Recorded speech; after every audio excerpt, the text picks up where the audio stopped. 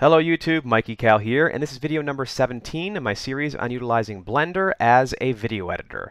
Now, in the previous video, I showed you guys how to use strip modifiers so that you can change the look of your video strips. And in today's video, we're going to be talking about optimal render settings for making a video that we're going to upload to YouTube.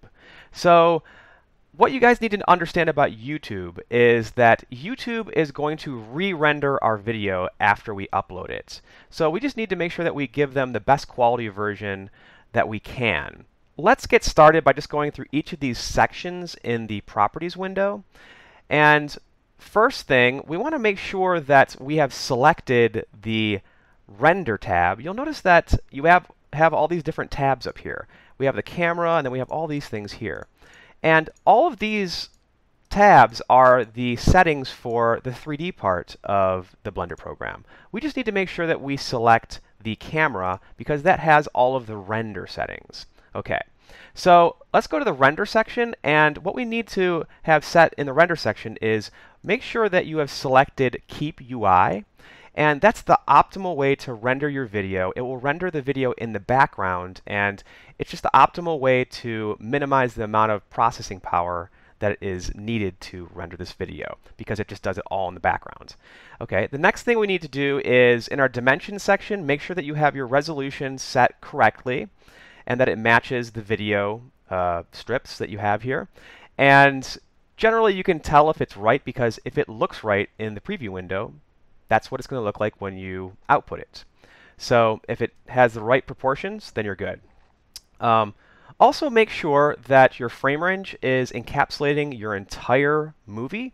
Now you can set your frame range here, and you'll notice that the frame range it uses these black lines to designate the beginning and the ending. So as long as you see your video between these two black lines, you know that that's going to render everything in between those lines. Now, I also always remind you guys to double check that your frame rate is set correctly, and I always say, look at these two numbers here, for example, and do they match? Now, you won't be able to do this all the time, because if you cut up your videos, it's going to show it's going to show the length of that strip. So it works here very easily because we only have two strips here. But just make sure that the frame rate is set correctly, and that should do that for that. So now we're going to go down, and we're going to go to our output section, and just make sure that you set the output section to a place or a directory on your computer that you can find the file, because when we hit the animation button up here to actually render our final video, it's going to place it in whatever folder you have designated in the output as output folder. Okay.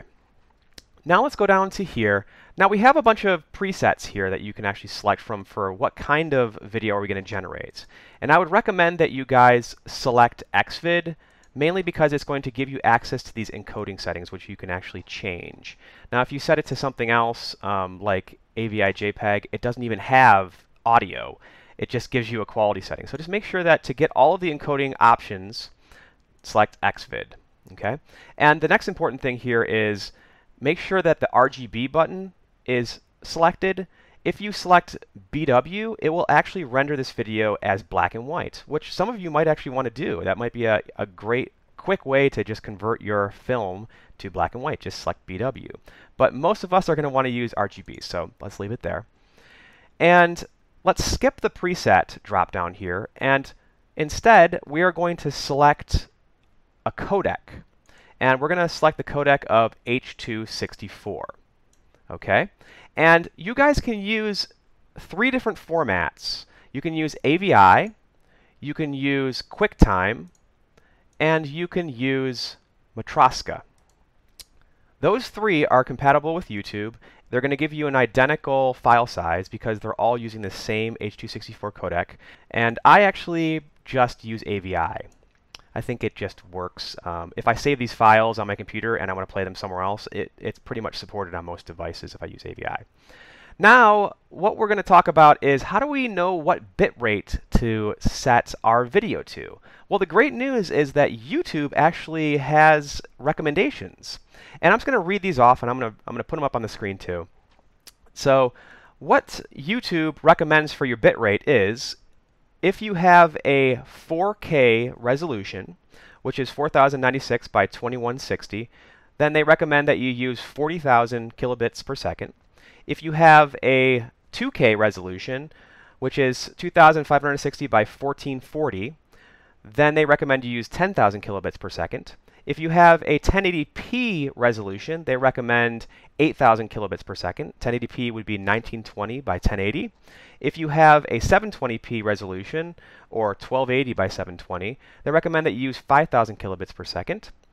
If you use a 480p resolution, which is 640 by 480, they recommend that you use 2,500 kilobits per second. And if you're using 360p, which is 480 by 360, they recommend that you use a 1,000 kilobit per second setting.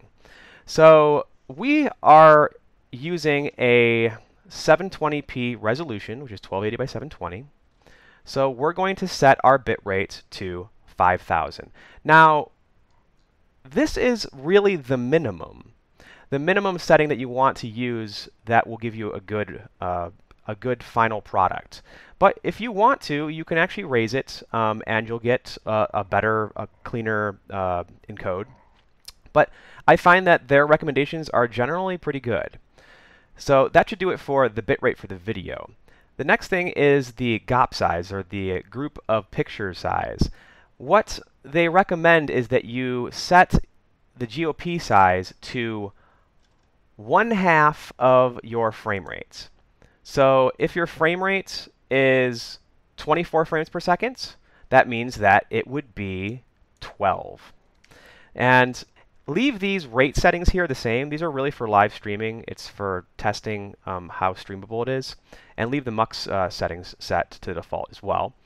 And for our audio codec, YouTube recommends that you use AAC.